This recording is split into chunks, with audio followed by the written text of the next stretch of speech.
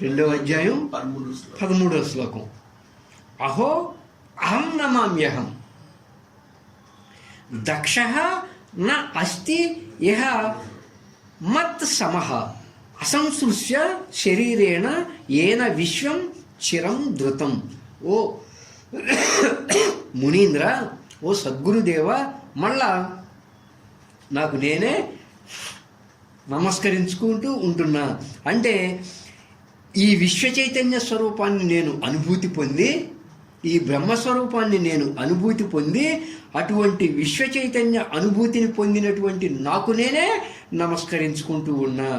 ఇటువంటి స్థితిని పొందిన వాడితో సమానమైన వాడు ఈ లోకంలో ఎవడు లేడు.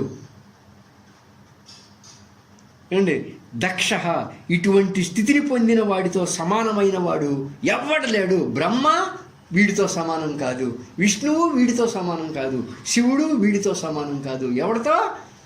అనంతమైనటువంటి విశ్వ చైతన్య అనుభూతిని పొందినటువంటి నాకు నేనే నమస్కరించుకుంటున్నాను అని ఎవడైతే చెబుతున్నాడో వాడితో సమానమైన వాడు ఈ లోకంలో ఎవడు లేడు. ఏమండి, ఈ శరీరానికి ఈ మనసుకి అతీతంగా ఉన్న చైతన్య స్వరూపాన్ని నేను, ఈ శరీరానికి ఈ మనసుకి అతీతంగా ఉన్న ఆత్మస్వరూపాన్ని నేను, ఈ దేహానికి ఈ మనసుకి అతీతంగా ఉన్న బ్రహ్మస్వరూపాన్ని నేను. ఏమండి, ఈ శరీరానికి వేరై, అంటే ఈ శరీరానికి అంటకుండానే ఈ విశ్వ చైతన్య భావాన్ని నేను పొందాను. అండి, ఈ మనోదేహాల భావాన్ని దాటితేనే, వీటితో తాదాత్మ్యత చెందకుండా ఉంటేనే నువ్వు ఈ విశ్వ చైతన్య అనుభూతిని పొందగలవు అబ్బాయి. అంతేగాని మనసుతో దేహాలతో అనేకం పెట్టుకుని నేను విశ్వ చైతన్య అనుభూతిని పొందా, నేను బ్రహ్మస్వరూపణ అనుభూతిని పొందా అంటే కుదిరే వ్యవహారం కాదు. వ్యష్టిగా మనల్ని మనం భావించుకుంటే మన జీవితం నూతిలో కప్పలా ఉంటుంది. ఈ మనోదేహాల జైల్లోనే మనం బంధింపబడి ఉంటాం. ఈ మనోదేహాల పంజరంలోనే ఈ పక్షి, ఈ దేహం అనే పక్షి బానిసలాగా జీవితం గడుపుతుంది. అట్లా కాదు.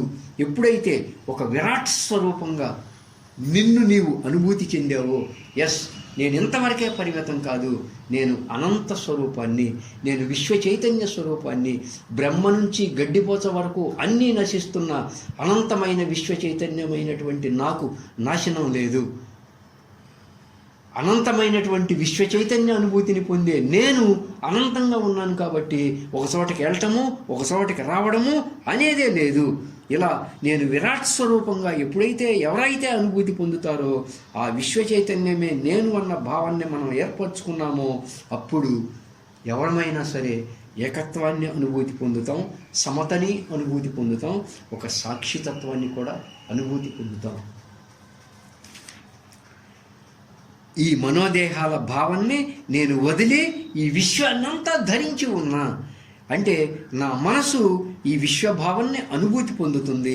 ఆ మనసుకు సాక్షిగా నేనున్నా, మనసుని గమనించే వాళ్ళలాగా ఉన్నా. ఆ విశ్వ చైతన్య స్వరూపాన్ని నేను, ఆ బ్రహ్మస్వరూపాన్ని నేను, ఆ ఆత్మస్వరూపాన్ని నేను. అట్టి ఆ విశ్వ చైతన్య అనుభూతిని పొందుతున్నటువంటి నాకు నేనే నమస్కరించుకుంటున్నా, నాకు నేనే నమస్కరించుకుంటున్నా.